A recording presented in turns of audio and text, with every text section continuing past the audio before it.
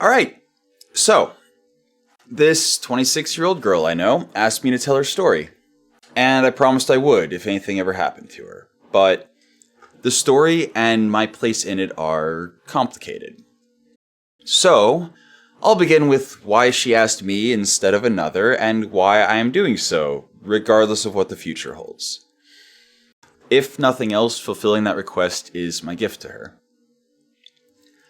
I love a girl who is going through an immense hardship, to whom I had always assured love doesn't have to be romantic. During a time of crisis, as she was having a mental breakdown, she called me and confessed it was for her. Her love for me was romantic. That made everything far too complicated, not least of which because I hadn't ever pondered on a relationship with her. I had barely decided to ever try dating again. And that's how I screwed it up and failed her in her greatest time of need. I allowed myself to consider it, to consider a future with her, and the only folk who wouldn't adore and appreciate her as a partner can't see who she is at the core. The details of my mistake are irrelevant, as is the series of events that followed for me. This is her story, or at least the story of who she truly is. She is such a wonderful person, such a brilliant beacon in the world, even when her glow barely peeked through the constant storm clouds in her life. She shared a happy early memory with me. The sun was shining in her eyes through the car window. At every turn, it kept getting in her way, so she asked her mom, "Why is the sun in my eyes?" And her mom told her, "It's in your eyes because it likes you, sweetie." And this wonderful girl was content with that being the answer, and replied, "Well, I like it too." That's just who she had always been. She just wanted to be liked, to be loved. In high school, she told me, she had been a bit of a bully. Told me she definitely would have bullied me for being so different, but only so the people she had as friends would give her approval. She had tried to change who she was so people would like her, but that wasn't who she really was. She was different too, but had run from it. Had run from being the other to society. All these years later, she still carries immense guilt for being mean to other kids. She knew I was honest when I told her I would have forgiven her, but she couldn't forgive herself. Then, when I told her the story of the giving tree, as it had been told to me, it resonated with her and brought tears to her eyes. It's brief, so I'll share it with you as well. There was a tree in a clearing that was full of life, and some people came by and sheltered from the rain under its foliage. And the giving tree was so happy it could help them. They asked for its leaves so they could make bedding to sleep on, and the giving tree was so happy it could give them comfort. They asked for its branches to make fires for the cold night, and the giving tree was so happy it could give them warmth. They asked for its trunk to build a house, and the giving tree was so happy it could give them shelter. Once there was nothing left but a stump, the giving tree only wished it could offer more than a place to sit, but the people had already forgotten the giving tree once they saw nothing else they could get from it. After I was done, she said, "That's me. I'm the giving tree." And I smiled and said, "Yeah, me too. Thought the story might help you like it helped me." It was very true. She was a giving tree. All it took was someone wanting something from her, making her feel needed or desired in the slightest, for her to feel happy as she gave her everything away. I knew nothing about all she had given at the time, but I knew her heart well. She was always genuine and honest with me, even when she wasn't being fair to herself. And that's how it all started. Our friendship and the complicated feelings she carried, that was why I was special to her. When we met, I was just so exhausted with life and with the burdens I carried that I needed a place to rest. I thanked the giving tree for the shade that it cost her nothing to give. Appreciation. A simple thing that so few people in her life had ever offered her. The literal least a person can do for a giving tree. It was that appreciation, the kindness that asked for nothing in return, that changed everything in her worldview. Even if my kindness played a part in her breakdown, my only regret is that I wasn't strong enough to assist her in getting the help she needed sooner. The root cause of her crisis was that she had largely only known selfish people. A terrible world demands more of good people, especially when it's so easy in the modern age for people to feign goodness. As I felt the glow of the bright sun her heart was, Through the rain clouds that overwhelmed her, I did what I do and offered support and encouragement that she so desperately needed.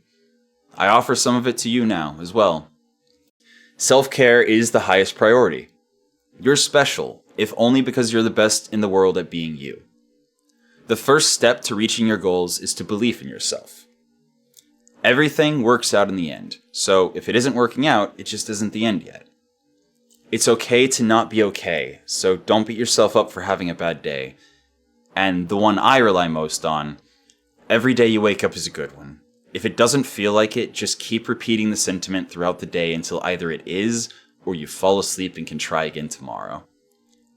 As our friendship continued and our bond grew, I watched her grow more confident.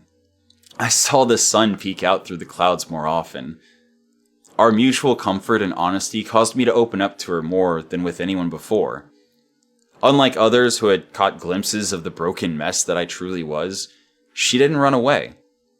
When she learned about the darkness, guilt, and self-loathing that haunted me, she only wanted to help. Walking through some of my experiences helped us both. Even through her own struggles, she would always tell me that I'm not who I was in the past. She believed all that matters is who a person is now. After I failed her in her time of crisis, we lost contact. It was at that point, consumed by worry as I was forced to accept I could do nothing to help, that I began running through every detail of the events in my mind. Intrusive thoughts condemned my mistakes, tore into me for allowing feelings to complicate the situation. But I knew I would be content walking away if I could just know she was safe. So I read through every text we shared during her crisis. During her self-identified rock bottom, she desperately wanted me to know how much she appreciated my effort to help her. I read through her concerns, still caring more about others than herself even as her mental health collapsed. That's just who she is. Through her kindness, I was forced to accept that despite my failure, I tried and did more than most would have in my position. She changed my worldview. Because I failed her, because I did my best to help her, because I would have done the same even if there were no romantic feelings. In short, because I met her, I love myself. I truly and completely love myself for the first time in my life. I knew hearing that would make her very happy, since even warming my heart enough to make me laugh or even just smile brought her so much joy. During one exchange, she told me, "I feel sad that you love how I smile and laugh and cheer you up, only to now find out my life is sad and there's nothing special about me, and I feel like the biggest joke and imposter." But my reply didn't need a second thought. I told her, "You're remembering a little wrong. I love how you bring a smile to my face. You make me laugh and happy. You cheer me up. All because I see your pain and struggle and I see you continue to try your hardest." She loved that. The two things she said to me most often had to have been, "I love making you smile," and "I love it when you laugh." I loved her for reminding me I could do both so genuinely. Reminding me that someone could warm my soul so much. No matter how many times I told her, I don't think she ever understood, or at least believed, how much of a superpower that is. It was clear to me that she had never been fully accepted for just being who she was. And while an introvert like me doesn't need the acceptance of others, she was such an extrovert. When she said, "I love how whatever weird, wacky things I say to you, you're always accepting and proud of me. Even if it's a joke, I find it endearing." But I was always proud of her when she didn't try to hide who she was at the core. My answer to her is still what I believe. Far better to be weird and wacky than normal and boring. When we discussed mental health struggles, she always wanted to hear what had helped me. Even though different things work for different people, we were a lot alike, so I hoped she might find a useful tool from my experiences. Back when it was just a therapy exercise, writing my book helped me a lot to sort of separate myself into pieces and explore the conversations I would have with myself. When I told her that, she said, "I always start a journal to deal with depression, but it turns into negativity really fast. I need to see myself as a friend I really want to help. When I hear my own story from a different perspective, it's a person I sympathize with and I want to help." Well, Hopefully, after hearing her story, or at least the parts that most define her from my perspective, it may help her have that conversation with herself without it turning into negativity. Perhaps the ability to always come back to this video and hear the way she touched my heart will help. Either way, I wish for nothing more than that she finds joy and begins to live her happiest, healthiest life. Turns out she was right. All that matters is who I am now. So, if you don't want to be the person you are now, start making efforts to become the person you want to be. It's okay if it's a slow process and you slip backwards sometimes. You'll still be closer to who you want to be, if only from the effort you're putting in. Maybe you too will one day realize you were that person all along. She was surprised when I read the script to her that it wasn't almost at all the story she was asking me to tell. But it was her story. An understanding of who she is and how she felt, but without her ever needing to say it aloud. An understanding that she had never allowed herself to believe. At the end of it all, nobody really knows what will happen in life. All I know for certain is that, as we bumbled around trying to be kind, I helped her and she helped me. Mistakes were made, sure, but love was the result of the process.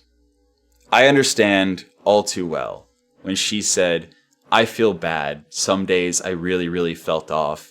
Some days I don't even want to be me. I want to change everything because for some reason I find a reason to hate it all." Despite my new love for myself, I still have those moments. I hope she will always remember my response that time, as well as all the time she was beating herself up for her sorrows. The same sentiment that helps when my brain is being an asshole to me. Nobody can be at 100% all the time. It's impossible to be happy all the time. And even if I could, I feel like never having a bad day would make the good days feel less amazing. Even so, I hope she has infinitely more good days than bad in her future. Because of her impact on my heart, I know I certainly will. The potential for a continued presence in each other's lives may help. So, kindred spirit, thank you for being the best healer in the world. Regardless what the future holds, I will always love you, if only for helping me love myself. So, my dearest friend and favorite person, whether this video turns out to be goodbye, hello again, or as you wish, my final words will always return to some of the first I ever said to you. Thank you just for being yourself.